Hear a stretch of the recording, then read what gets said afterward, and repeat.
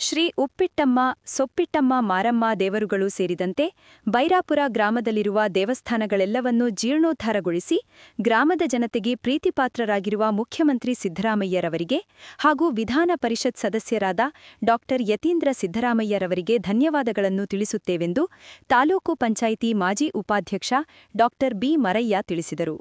T. Narasipura ಪಟ್ಟಣದ ಬೈರಾಪುರದಲ್ಲಿ ಗ್ರಾಮದೇವತೆ ಹಬ್ಬ ಆಚರಣೆ ಸಂದರ್ಭದಲ್ಲಿ ಮಾತನಾಡಿ, ಬೈರಾಪುರ ಗ್ರಾಮದಲ್ಲಿ ಇರುವ 8 ದೇವಸ್ಥಾನಗಳಿಗೆ ಸಿದ್ದರಾಮಯ್ಯರವರು 90 ಲಕ್ಷ ರುಗಳನ್ನು ನೀಡಿ ಜೀರ್ಣೋದ್ಧಾರಗೊಳಿಸಿದ್ದಾರೆ.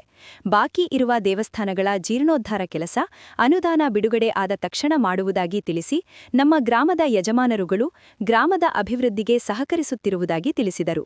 ಈ ಸಂದರ್ಭದಲ್ಲಿ ಪುರಸಭೆ ಮಾಜಿ ಉಪಾಧ್ಯಕ್ಷರಾದ ಪ್ರೇಮಾ ಬಿ ಮರಯ್ಯ, ಯಜಮಾನರುಗಳಾದ ಚಿಕ್ಕಲಿಂಗಯ್ಯ, ಬಸವರಾಜು, ದಿವಾಕರ್ ಸೇರಿದಂತೆ ಇತರರಿದ್ದರು.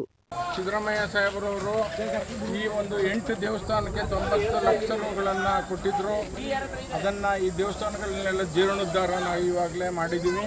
ಇನ್ನೂ ಬೇಕಾದಷ್ಟು ದೇವಸ್ಥಾನಗಳನ್ನ ಪೆಂಡಿಂಗ್ ಇಟ್ಕೊಂಡಿದ್ದೀವಿ. ಅಮೌಂಟ್ ಬಂದ ತಕ್ಷಣ ಅದನ್ನೆಲ್ಲ ಸಂಪೂರ್ಣವಾಗಿ ಮಾಡ್ತೀವಿ. ಜೊತೆಗೆ ಏನು ಮಾನ್ಯ ಮುಖ್ಯಮಂತ್ರಿಗಳು ಈ ಬೈರಾಪುರ ಗ್ರಾಮಕ್ಕೆ ಅತಿ ಹೆಚ್ಚುವಾಗಿ ಸವಲತ್ತನ್ನು ಕೊಟ್ಟಿದ್ದಾರೆ.